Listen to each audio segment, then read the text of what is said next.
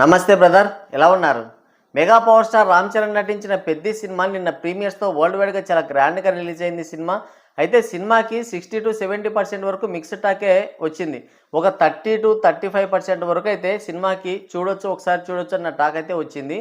అయితే ఇప్పుడు చాలామంది ఏంటంటే మంచి సినిమాని కూడా చంపేస్తున్నారు. వాళ్ళు కోట్లు పెట్టి సినిమా తీస్తుంటే మీరు సింపుల్గా అలా వెళ్ళి ఇలా వచ్చేసి సినిమా బాగోలేదని చెప్తున్నారు అని చాలామంది కింద కామెంట్స్ అయితే పెడుతున్నారు. అయితే నేను ఒక విషయం చెప్తున్నాను. కోట్లు డబ్బులు పెట్టినా కూడా ఒక సినిమాకి, అంటే ఈ ఒక్క సినిమాకి రామ్ చరణ్ 100 కోట్ల నుంచి 120 కోట్ల వరకు రెమ్యునరేషన్ తీసుకుంటాడు. అలాగే బుచ్చిబాబు చూసుకుంటే 10-15 కోట్ల వరకు రెమ్యునరేషన్ తీసుకుంటాడు. సో ఓవరాల్గా వీళ్ళ రెమ్యునరేషన్స్ అన్నీ పోగా సినిమా బడ్జెట్ అయ్యేది 10 కోట్లో 25 కోట్లో, అంతకు మించి కాదు. కానీ మనం వెళ్ళేకి ఒక్కో ప్రీమియర్ టికెట్ వచ్చేసి 600 రూపాయల టికెట్ పెట్టారు. అలాగే నార్మల్ టికెట్ రేట్స్ కూడా 200, 250, అంటే నార్మల్ టికెట్ రేట్స్ పైన కూడా 100, 150 వరకు టికెట్ రేట్స్ పెంచారు. ఒక ఫ్యామిలీతో సినిమాకి వెళ్ళాలంటే దాదాపుగా 2000 నుంచి 3000 రూపాయలు ఖర్చు అవుతుంది. సో డబ్బులు ఎవరికి ఊరికే రావు. వాళ్ళ వే ఆఫ్లో చూసుకుంటే వాళ్ళు కోట్లు పెట్టారు. కానీ దాన్ని ఎలా సంపాదించుకోవాలి, ఎలా సంపాదించుకుంటున్నారో మనందరికీ తెలుసు. కానీ మన పని ఏంటి? మన ఎంటర్టైన్మెంట్ అనేది ప్రతి ఒక్కరి హక్కు. సో ఆ హక్కుని వాళ్ళు ఏంటంటే సొమ్ము చేసుకుంటున్నారు. సో దానివల్లనే సినిమా అనేది చచ్చిపోతుంది తప్ప ఎవడో రివ్యూ చెప్తే సినిమా బాగోలేదంటే సినిమాకి ఎవడు వెళ్ళాడు? ఇప్పుడు నేను సినిమా బాగోలేదంటే వెళ్ళకుండా ఉంటారా? కొన్ని డే 1 కలెక్షన్స్ ఎంత వస్తాయో సాయంత్రం ఈవినింగ్ మాట్లాడుకుందాం. మరి మేము బాగోలేదని చెప్పిన తర్వాత అంత కలెక్షన్స్ ఎలా వస్తాయి? సో ఇవన్నీ కూడా డబ్బా మాటలు. సరే, అవి పక్కన పెట్టేద్దాం. మొత్తానికి సినిమా రిలీజ్ అయింది. ప్రీమియర్స్తోనే టాక్ మాత్రం మిక్స్డ్ టాక్ అయితే వచ్చింది సినిమాకి. సో సినిమాలో ఉన్న పాజిటివ్స్ ఏంటి, సినిమాలో ఉన్న నెగిటివ్స్ ఏంటి, సినిమా చూడొచ్చా లేదా అన్నది ఒకసారి మాట్లాడుకుందాం. సినిమాలో ఉన్న పాజిటివ్స్ గురించి మాట్లాడుకుంటే ముందుగా రామ్ చరణ్ గారి గురించి మాట్లాడుకోవాలి. ఈ సినిమా కోసం ఆయన పడిన కష్టం అంతా కూడా తెరపైన కళ్ళ కట్టినట్టుగా కనబడుతుంది. ఫస్ట్ వచ్చేసి క్రికెటర్గా, ఆ తర్వాత కుస్తీ ఫైటర్గా, ఆ తర్వాత రన్నర్గా, ఇలా వేరియేషన్స్ చూపిస్తూ ఆయన పడిన కష్టం అంతా కూడా తెరపైన కళ్ళ కట్టినట్టు స్పష్టంగా కనిపిస్తుంది. ఇంకో విషయం ఏంటంటే ప్రతి సన్నివేశంలో ఎమోషనల్ సీన్స్ కావచ్చు, అలాగే ఒక భారీ డైలాగ్ చెప్పి, అంటే ఆగ్రహంతో చెప్పే డైలాగ్ కావచ్చు, లేకపోతే ఆ డ్యాన్స్ వేసి ఆ ఎనర్జీ కావచ్చు, ఫైటింగ్స్లో కావచ్చు, ఇలా ప్రతి ఒక్క చోట కూడా ఆయన పడిన కష్టం అయితే కనిపిస్తూనే ఉంది తెరపైన. అసలు ఈ సినిమా కోసం ఎందుకు వెళ్తున్నారు, అలాగే ఈ సినిమా గురించి ఇంకేమన్నా మాట్లాడుతున్నారంటే అది రామ్ చరణ్ గారి కోసం మాత్రమే వెళ్తున్నారు. అలాగే వెళ్ళిన ప్రతి ఒక్కరూ రామ్ చరణ్ యొక్క కష్టాన్ని గుర్తించి ఆయన గురించి మాత్రమే మాట్లాడుతున్నారు. సో నేషనల్ అవార్డు అనేది వస్తుందా లేదా అంటే మనకు తెలీదు. కానీ సినిమాలో యాక్టింగ్ మాత్రం చాలా అంటే చాలా బాగా చేశాడు. సినిమాని తన భుజస్కంధాలపైన నిలబెట్టారు రామ్ చరణ్. తర్వాత వచ్చేసి ఫస్ట్ హాఫ్ వరకు సినిమా అంటే చాలా బాగుంటుంది. ఆ వేరియేషన్స్ కానీ, ఆ నెరేషన్ కానీ, సినిమా స్టోరీని బిల్డ్ చేసిన విధానం కానీ చాలా అంటే చాలా బాగుంటుంది. అసలు స్టోరీ ఎక్కడ స్టార్ట్ అవుతుంది, వాళ్ళ బాధలేంటి, ఆ కోర్ పాయింట్ ఏంటి, ఆ ఎమోషనల్ సీన్స్, అవన్నీ కూడా చాలా అంటే చాలా బాగా ఎస్టాబ్లిష్ చేసుకుంటూ వచ్చారు.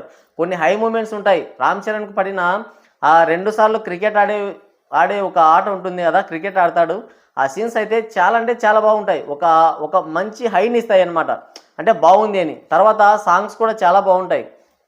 ఆ తర్వాత చూసుకుంటే జగపతి బాబు గారి యాక్టింగ్ అయితే పీక్ లెవెల్. అయితే కొన్ని సీన్స్ అయితే అనేవి చాలా వరకు కట్ చేశారని స్పష్టంగా కనబడుతుంది. అయితే ఆయన ఉన్నంతసేపు మాత్రం ఒక ఎమోషనల్ అనేది బాగా కనెక్ట్ అయింది. ఇంకో విషయం ఏంటంటే జగపతి బాబు గారు చనిపోయిన తర్వాత వచ్చే ఎమోషనల్ సీన్స్ అయితే సినిమాకి ఒక బిగ్గెస్ట్ ప్లస్ పాయింట్ అని చెప్పొచ్చు. అంటే ఆడియన్స్ని ఆ మూడ్లోకి తీసుకువెళ్తుంది, ఆ స్టోరీలోకి ఆడియన్స్ని తీసుకువెళ్ళిపోతుంది. అలాంటి ఎమోషనల్ సీన్స్ ఉన్నాయి. ఫస్ట్ హాఫ్ మాత్రం నెక్స్ట్ లెవెల్లో ఉంటుంది. అలాగే సెకండ్ హాఫ్ ఉండుంటే కనుక ఆ సినిమా రేంజ్ మాత్రం నెక్స్ట్ లెవెల్లో ఉండుండేది. ఫస్ట్ హాఫ్ అయితే చాలా అంటే చాలా బాగుంది. పెట్టిన డబ్బులకి వర్త్ వాచ్ అనే విధంగానే ఉంటుంది. సెకండ్ హాఫే కాస్త దెబ్బేసింది అని చెప్పొచ్చు. నెంబర్ 3 వచ్చేసి స్టోరీ అండ్ నెరేషన్. మనం చెప్పుకున్నట్టుగానే స్టోరీ అనేది ఆ ఫస్ట్ హాఫ్ అంతా కూడా మొదటి నుంచి కూడా చాలా అంటే చాలా బాగా చూపించుకుంటూ వచ్చారు. ఆ నెరేషన్ కానీ, అంటే ఒకదాని తర్వాత ఫస్ట్ ఒక 30 మినిట్స్ వరకు అయితే సినిమా ఈ లెవెల్లో ఉంటుంది. ఓకే, బాగుంది, సినిమా బాగుంది, హిట్ కొట్టేశాడు రామ్ చరణ్ అన్న రేంజ్లో ఉంటుంది. మళ్ళీ ఆ తర్వాత కాస్త డౌన్ అవుతుంది, డిప్ అవుతుంది ఆ స్టోరీ. హీరోయిన్ వచ్చిన తర్వాత కాస్త డిప్ అవుతుంది స్టోరీ. మళ్ళీ ఆ తర్వాత మళ్ళీ నెక్స్ట్ లెవెల్కి వెళ్తుంది. జగపతి బాబు గారు చనిపోయిన తర్వాత మళ్ళీ వెంటనే ఆ మాంతం లేస్తుంది సినిమా. బాగుంది, పర్వాలేదు అని మనల్ని ఆ స్టోరీలోకి కంప్లీట్గా తీసుకెళ్ళిపోతుంది. ఆ స్టోరీ కానీ, నెరేషన్ కానీ, అలాగే ఎలివేషన్స్ కానీ ప్రతి ఒక్కటి కూడా చాలా అంటే చాలా బాగున్నాయి. లాస్ట్ వచ్చేసి అదే మనం చెప్పుకున్నట్టుగా జగపతి బాబు గారి యాక్టింగ్, మంచి యాక్టర్ అయినా ఒక విలన్గా చేసినా, సైడ్ క్యారెక్టర్గా చేసినా, లేదంటే ఎలా చేసినా కూడా ఒక ఒక వేలో అంటే ఒక పర్ఫెక్షన్ ఉంటుంది ఆయన యాక్టింగ్లో. సో ఈ సినిమా ఏంటంటే ఆయన రీఎంట్రీ తర్వాత చేసిన అన్ని సినిమాల్లో కల్లా ఈ సినిమా అయితే ఆయన కెరియర్లో నిలిచిపోయే యాక్టింగ్ అయితే చేశాడు. ఆయన ఉన్నంత వరకు చాలా బాగుంటుంది సినిమా. అలాగే ఆ ఎమోషనల్ సీన్స్ ఆ సినిమాకి కనెక్ట్ చేయడానికి ఒక బ్రిడ్జ్ లాగా ఆయన ఉపయోగపడ్డాడు. అంటే సినిమాని ఆ స్టోరీని మనం ఓన్ చేసుకోవడానికి ఆయన ఒక ఆడియన్స్కి సినిమాకి మధ్యన ఒక బ్రిడ్జి లాగా నిలబడ్డాడు ఆయన. ఆయన యాక్టింగ్ మాత్రం నెక్స్ట్ లెవెల్లో ఉంటుంది. ఇవే పాజిటివ్స్ మాత్రం ఇవే. నెగిటివ్స్ ఏంటంటే ఫస్ట్ వచ్చేసి సెకండ్ హాఫ్ స్టోరీ ఫస్ట్ ఒకలా ఉంటుంది, ఫస్ట్ హాఫ్లో ఒకలా ఉంటుంది, సెకండ్ హాఫ్లో ఇంకోలా ఉంటుంది. ఫస్ట్ హాఫ్లో ఒక 30 మినిట్స్ తర్వాత డిప్ అయినా కూడా మళ్ళీ సినిమా అమాంతం లేస్తుంది. ఇక ఇంటర్వెల్కి వచ్చే సమయానికి పర్వాలేదు, సినిమా బాగుంది, ఇలా ఉంటే చాలు అనుకుంటాం. కానీ సెకండ్ హాఫ్లో కంప్లీట్గా సినిమాని షెడ్యూకి తీసుకెళ్ళాడు. డౌన్ అవుతూ వస్తుంది. కుస్తీలోకి దిగి ఆ రెజ్లింగ్లోకి దిగిన తర్వాత 1-2 సీన్స్ అక్కడక్కడ బాగున్నాయి, ఓకే పర్వాలేదు అనిపించింది. ఇక నేషనల్స్కి వెళ్ళాడు, అక్కడ ఏదో అలా నడిచిపోతుంటుంది, ఇంకా అంతే కంప్లీట్గా డౌన్ అయిపోతుంది సినిమా. ముఖ్యంగా ఫస్ట్ హాఫ్లో ఉన్న ఎమోషన్ సెకండ్ హాఫ్లో ఎక్కడా కనిపించదు. అంటే మనం ఇంకా వెళ్ళిపోదామా అని అనిపిస్తూ ఉంటుంది. అంతే, మనం పెట్టిన డబ్బుల కోసం మనం ఆగిపోతాం తప్ప ఇక సినిమా చూడాలన్న ఇంట్రెస్ట్ అనేది ఉండదు. ఎందుకు అంటే స్టోరీ ముందే సోషల్ మీడియాలో లీక్ అవ్వడం వల్లనో లేదంటే ఏమో తెలీదు. ఇంకోటి ఏంటంటే ఎమోషనల్గా మనకి ఎక్కడ కూడా సెకండ్ హాఫ్ అనేది అసలు కనెక్టే కాదు. ఆ సెకండ్ హాఫ్ అంతా కూడా ఈ రన్నరు ఇదంతా లేకుండా ఈ కుస్తీనే కోచింగ్ ఇస్తూ మొత్తం క్లైమాక్స్ వరకు సాగదీస్తుంటే బాగుండేది.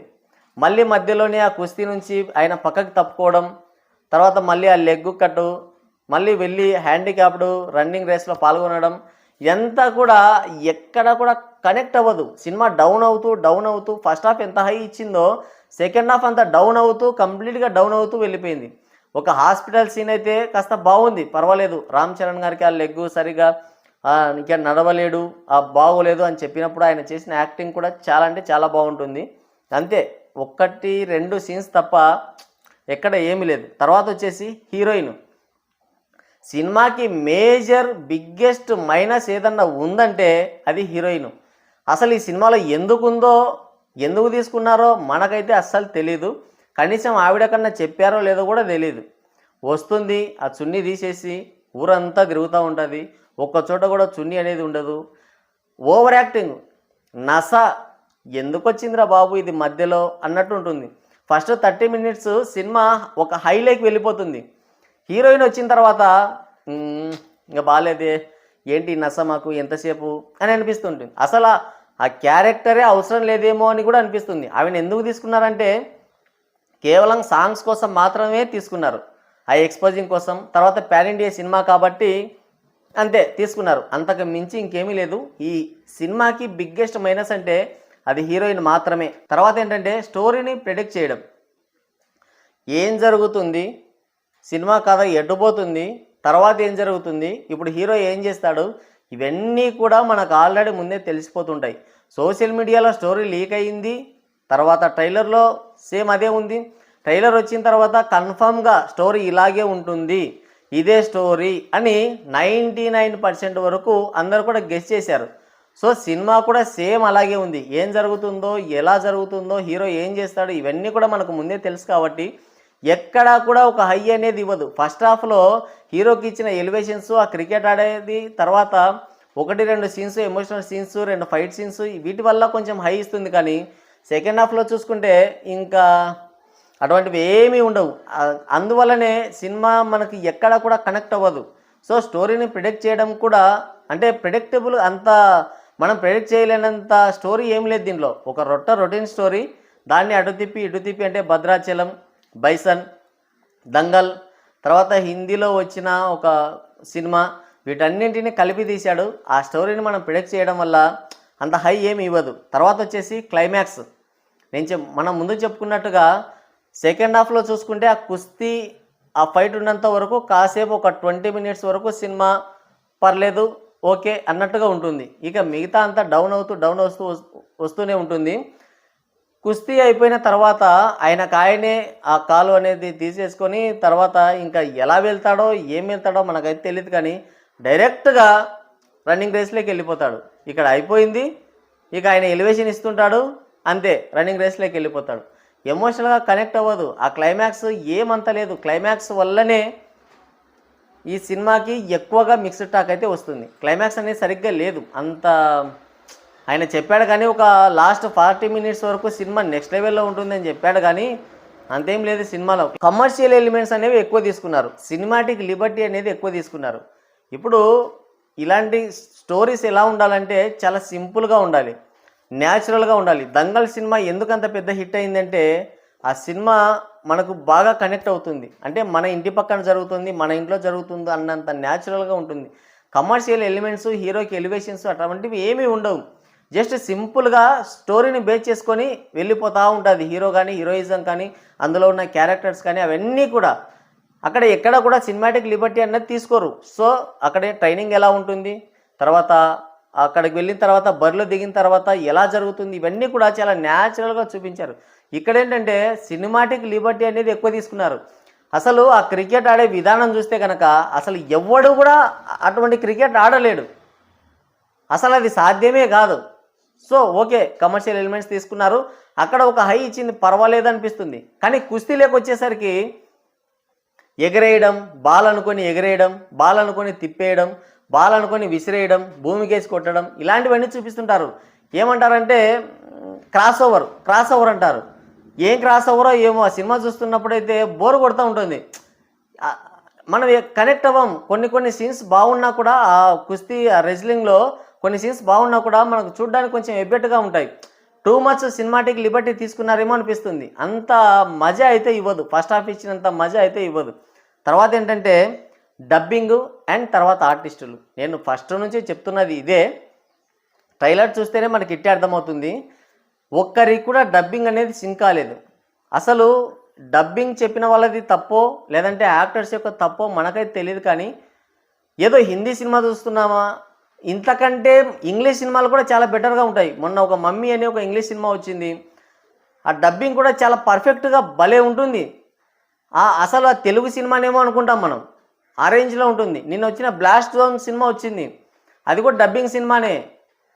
స్టోరీ డబ్బింగ్ ఎంత బాగుంటుంది, చాలా బాగుంటుంది, చాలా న్యాచురల్గా ఉంటుంది. తెలుగు సినిమానే అన్నంత ఫీల్ ఉంటుంది. ఇది చూస్తే సినిమానేమో Telugu cinema, pan India level కానీ తీసుకెళ్ళి ఒక రామ్ చరణ్ తప్ప మిగతా అందరినీ ఎక్కడెక్కడ వాళ్ళని అంతా తీసుకొచ్చి పెట్టారు. అంటే తమిళనాడుకి వెళ్ళి కమల్ హాసన్ కూతుర్ని, అలాగే బాలీవుడ్కి వెళ్ళి శ్రీదేవి కూతుర్నే తీసుకురావాలన్నా, తర్వాత మున్నాబాయినే తీసుకురావాలన్నా, ఆ క్యారెక్టర్కి ఎవరైనా సరిపోతారు. ఇక్కడ తెలుగులో యాక్టర్స్ లేరా? ఎవ్వరు కూడా ఆ డబ్బింగ్ కానీ వాళ్ళు ఇచ్చే ఎక్స్ప్రెషన్స్ కానీ అస్సలు సింక్ అవ్వదు, అసలు సెట్ అవ్వదు. వాళ్ళు వచ్చినప్పుడంతా చిరాకు దొబ్బుతుంది. ఇక మున్నాబాయి అదే ఆ మీర్జాపూర్లో ఉన్నాడు కదా సువేందు, ఆయన్ని తీసుకొచ్చి పెట్టుకున్నారు. ఆయన ఎందుకున్నాడో ఆయనకే తెలీదు. తెలుగులో అంతకంటే యాక్టర్స్ అంటే 1000 యాక్టింగ్ చేయగలిగిన యాక్టర్స్ ఉన్నారు. మరి ఆయనే కావాలి ఖచ్చితంగాని ఆయన్ని ఎందుకు తెచ్చి పెట్టుకున్నారో కూడా మనకు తెలియదు. అంటే వాళ్ళని తీసుకొస్తే పాన్ ఇండియా సినిమా, వాళ్ళు ఎవరు లేకపోతే ఇది పాన్ ఇండియా సినిమా కాదు. సరే మనం ఏం చేద్దాం. ఇంకోటి ఏంటంటే ఎక్స్పెక్టేషన్స్ నెక్స్ట్ అంటే బిల్డప్ ఎక్కువ ఇచ్చారనమాట. సినిమా రిలీజ్ కంటే ముందు బిల్డప్ అనేది నెక్స్ట్ లెవెల్లో ఇచ్చారు. రామ్ చరణ్కు నేషనల్ అవార్డు వస్తుంది, తర్వాత సినిమా అనేది వేరే లెవెల్లో ఉంటుంది. మరి ముఖ్యంగా సెకండ్ హాఫ్ గురించి అయితే ఇంకా ఓ రేంజ్లో చెప్పారు. సో దానివల్ల ఏమైందంటే ఎక్స్పెక్టేషన్స్ ఎక్కువ పెట్టుకొని థియేటర్కి వెళ్ళారు. థియేటర్కి వెళ్ళడం వల్ల ఏమైందంటే స్టోరీ ఆల్రెడీ తెలుసు, ట్రైలర్తో మనం ఆల్రెడీ ప్రిడిక్ట్ చేసాం. ఇక మళ్ళీ వీళ్ళు ఇచ్చిన బిల్డప్ పెట్టుకొని అక్కడికి వెళ్తే సరే ఇంకా ఏదో ఉంటుంది అని వెళ్తే అంతే ఉండదు. ఫస్ట్ హాఫ్ ఒకలా, సెకండ్ హాఫ్ ఇంకోలా ఉంటుంది. 2 సినిమాలు చూస్తున్నామన్న ఫీలింగ్ అయితే కలుగుతుంది. వాళ్ళు ఇచ్చిన బిల్డప్కి సినిమాలో ఉన్న కంటెంట్కి ఎక్కడ పొంతనే కుదరదు. లాస్ట్ అండ్ ఫైనల్ వచ్చేసి ఎమోషనల్గా కనెక్ట్ అవ్వం. ఒక సినిమా సక్సెస్ అవ్వాలంటే, అందులోనూ ఒక స్పోర్ట్స్ డ్రామా సినిమా కనెక్ట్ అవ్వాలంటే ఖచ్చితంగా ఎమోషనల్గా కనెక్ట్ అవ్వాలి. అసలు సినిమాలో నడుస్తుంటుంది, మనం ఇక్కడ కూర్చొని ఉంటాం. సెకండ్ హాఫ్ అయితే ఆ సినిమాకి మనకి ఎటువంటి సంబంధం లేనట్టే ఉంటాం. ఏదో చూస్తున్నామంటే చూస్తున్నాం అంతే, అంతకు మించి ఇంకేముండదు. ఫస్ట్ హాఫ్లో కూడా కొన్ని ఎమోషనల్ సీన్స్ ఉన్నాయి కనెక్ట్ అయినా కూడా, సెకండ్ హాఫ్ అయితే మరీ వరస్ట్గా ఉంది. ఒక హాస్పిటల్ సీన్ తప్ప ఇంకా సినిమాలో ఎక్కడా కూడా హై ఇచ్చే మూమెంట్ కానీ, ఎమోషనల్గా కనెక్ట్ అయ్యే మూమెంట్స్ కానీ ఏమీ ఉండవు సినిమా మొత్తంలో. సెకండ్ హాఫ్ చూసుకుంటే అలా డౌన్ అవుతూ కంప్లీట్గా షెడ్కి వెళ్ళిపోయింది సినిమా సెకండ్ హాఫ్ చూసుకుంటే. సో ఎమోషనల్గా కనెక్ట్ అవ్వడం అనేది ఫస్ట్ నుంచి లాస్ట్ వరకు ఆడియన్స్ని ఎంగేజ్ చేయడం అనేది చాలా అంటే చాలా చాలా చాలా ఇంపార్టెంట్. సో 600 రూపాయల టికెట్ డబ్బులు పెట్టారు. ఆడియన్స్కి చూస్తున్న సినిమాకి సంబంధం లేకుండా ఆడియన్స్ కూర్చున్నారంటే సినిమా అక్కడే ఫెయిల్ అయినట్టు లెక్క. సో ఎక్కడ కూడా ఎమోషనల్గా కనెక్ట్ అవ్వరు. ఇవన్నీ కూడా నెగిటివ్సే. సినిమాలో చెప్పుకోవడానికి పాజిటివ్స్ అంటే చాలా తక్కువ ఉన్నాయి, ఎక్కువగా నెగిటివ్సే ఉన్నాయి. స్టోరీ ఏదైనా కావచ్చు, రొటీన్ స్టోరీ కావచ్చు, ఆ పాత ఎప్పటి నుంచో అరగదీసిన స్టోరీ కావచ్చు, కానీ స్క్రీన్ ప్లే అనేది చాలా అంటే చాలా ఇంపార్టెంట్. ఆడియన్స్ని ఎంగేజ్ చేయగలుగుతున్నామా, ఎంటర్టైన్ చేయగలుగుతున్నామా లేదన్నది చాలా ఇంపార్టెంట్. ఇక్కడ అదే మిస్ అయింది. ఎంటర్టైన్మెంటు ప్లస్ ఎంగేజ్ చేయడం, ఎమోషనల్గా కనెక్ట్ చేయడం అన్నవి సినిమాలో లేవు, ఆ చరిత్రే లేదు సెకండ్ హాఫ్లో.